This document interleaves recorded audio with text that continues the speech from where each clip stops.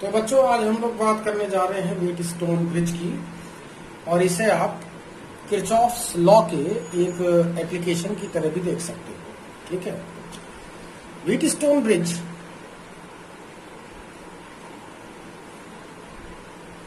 चार रेजिस्टेंसेस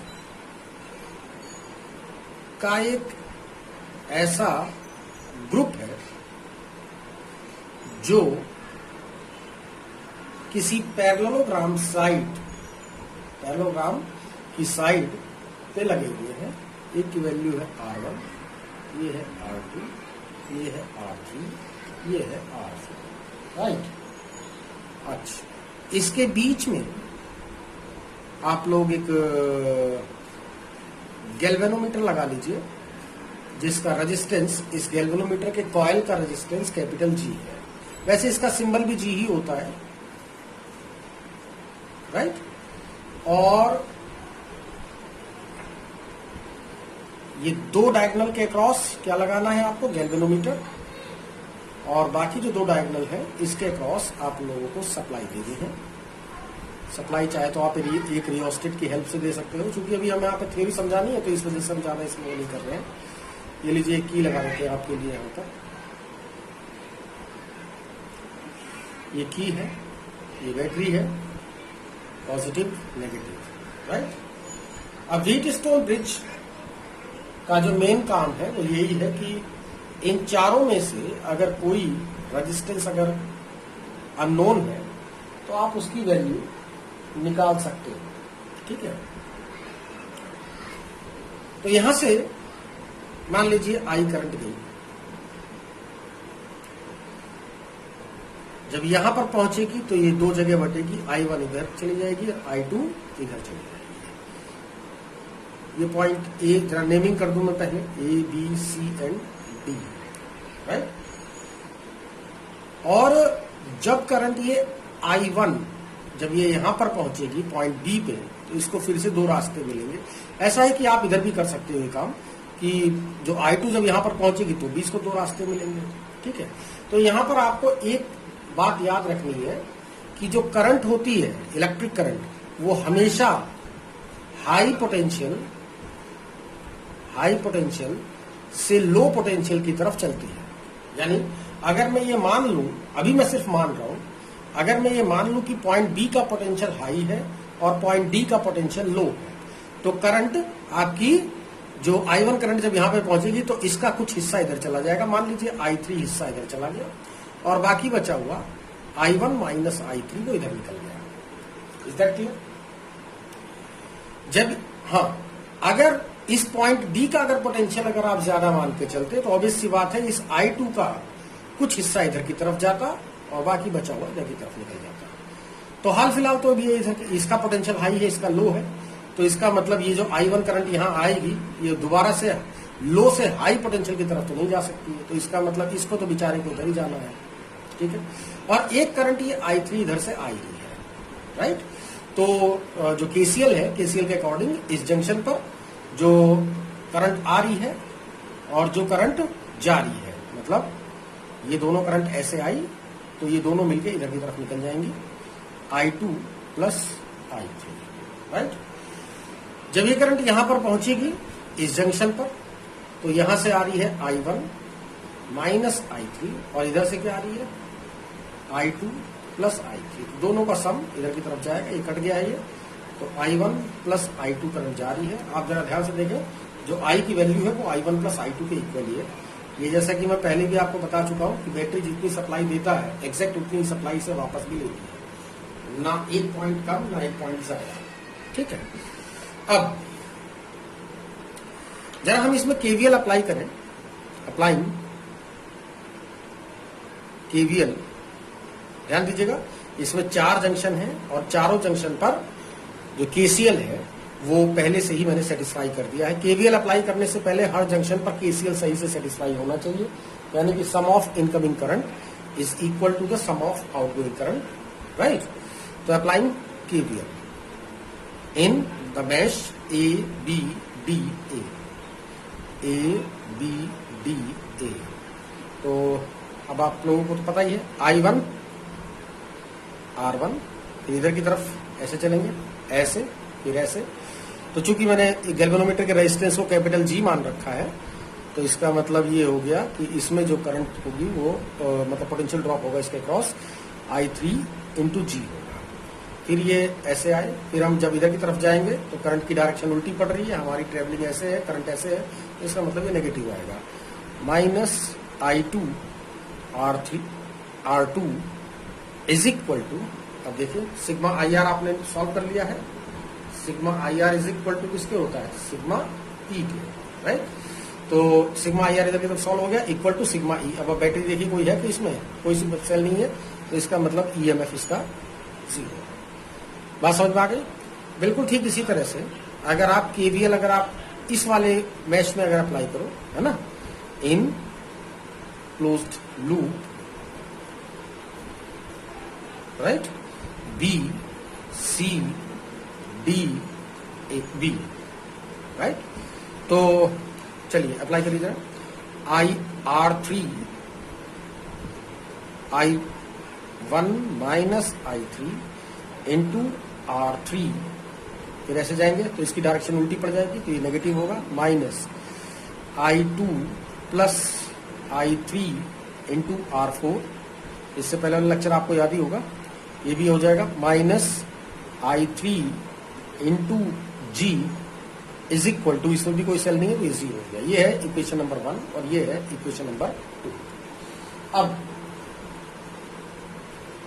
अगर मैं इन चारों रेजिस्टेंसेस को इस तरह से मैं एडजस्ट कर दूं कि पॉइंट बी और पॉइंट डी दोनों सेम पोटेंशियल पे आ जाए, तो अगर दोनों सेम पोटेंशियल पे हैं तो ध्यान रखिएगा करंट हमेशा हाई पोटेंशियल से लो पोटेंशियल की तरफ फ्लो होती है। लेकिन अगर पॉइंट बी और पॉइंट डी अगर किसी भी वजह से अगर सेम पोटेंशियल पे आ जाए तो ना तो करंट इधर से इधर जा सकती है, ना ही इधर से इधर जा सकती है, क्योंकि पोटेंशियल डिफरेंस क्या है, 0 है दोनों के बीच का। ठीक है, तो if R1, R2, R3 and R4 are so adjusted that point B and D becomes at same potential,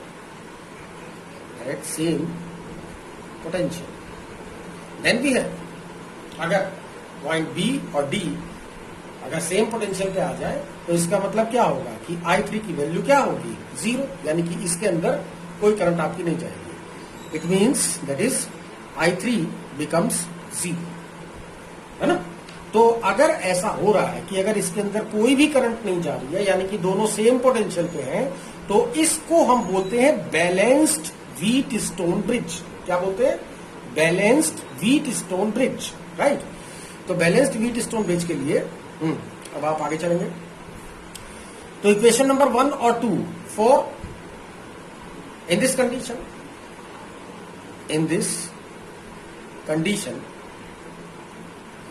equation 1 applying, equation 1 को जरा ध्यान देंगे, आपको I3 की वैल्यू को 0 कर देना है, तो ये कितना हो गया, I1 R1, ये I3 की वैल्यू 0 कर दो, plus 0 into G minus I2 R2 is equal to 0, या फिर आप इसको लिख सकते हो I1 R1 is equal to I2 R2।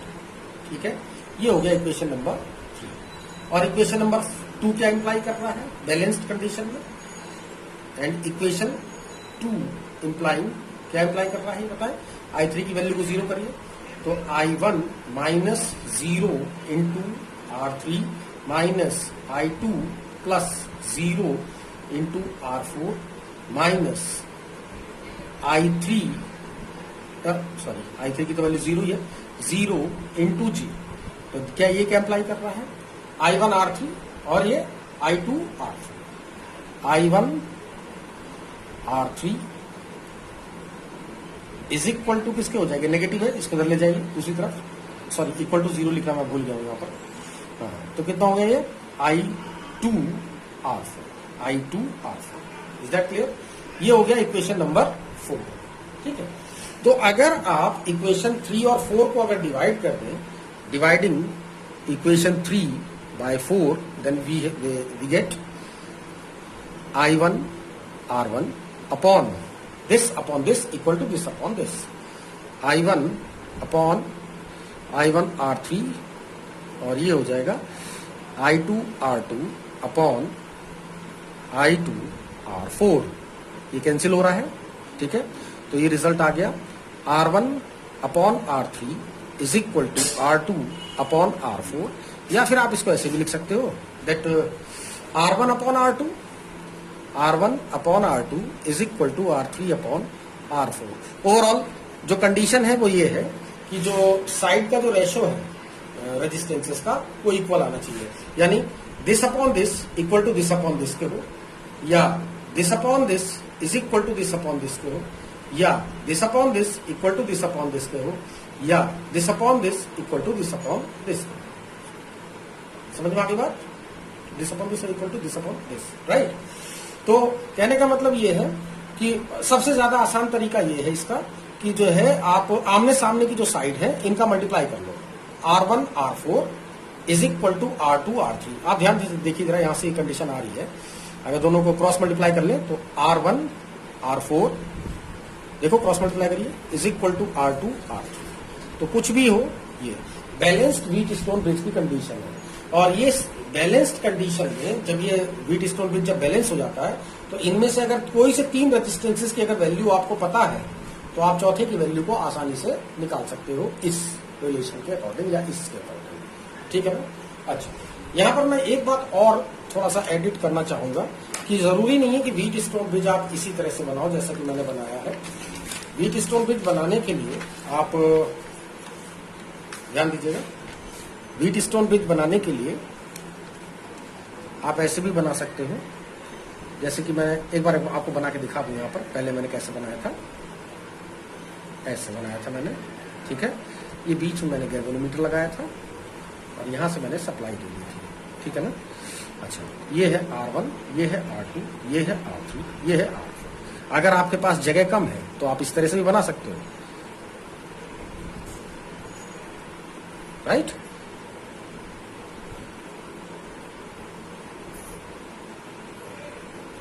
ठीक है, ये गैल्वेनोमीटर है, ये गैल्वेनोमीटर। चलिए मैं यहाँ पर गैल्वेनोमीटर ही लिख देता हूँ। यहाँ पर ये रहा गैल्वेनोमीटर, जी है, ये लीजिए गैल्वेनोमीटर है। ये थोड़ा हम पास करके दिखा दूँ, जी लिखा हुआ है, ठीक है। अच्छा, तो ये पॉइंट हो गया आपका ए, तो यहाँ पर ये पॉइंट है ए आपका, ये पॉइंट है आपका बी, तो ये वाला पॉइंट आपका बी है, ये पॉइंट है आपका सी यहाँ पर, तो ये पॉइंट आपका सी है, और ये लास्ट वाला पॉइंट ये अगर डी है तो ये वाला पॉइंट आपका डी है। अब आप इसके अक्रॉस बैटरी की सप्लाई दे सकते हैं, ठीक है। तो व्हीट स्टोन ब्रिज बनाने के लिए आप इसकी भी हेल्प आप ले सकते हो, जैसा कि मैंने बनाया। अगर साफ ना दिख रहा हो तो मैं थोड़ा सा और पास में करके दिखा देता हूँ आपको। देखो इस तरह से बनाना है। ये हो गया आपका R1, राइट, और ये हो गया आपका R2। यहाँ पर कोई रेजिस्टेंस या जो भी गैल्वेनोमीटर है ये लग सकता है आपका, और ये हो गया आपका R4, और ये हो गया आपका सॉरी ये R3 यहाँ पे कर लो, R4 यहाँ पे कर लो। ये हो गया आपका R3 और ये हो गया आपका R4, ठीक है ना। ये यहाँ पे ध्यान दीजिए, ये मैंने इसको R3 कर दिया है, इसे R4 कर दिया है, तो ये रहा R3, ये है R4, ठीक।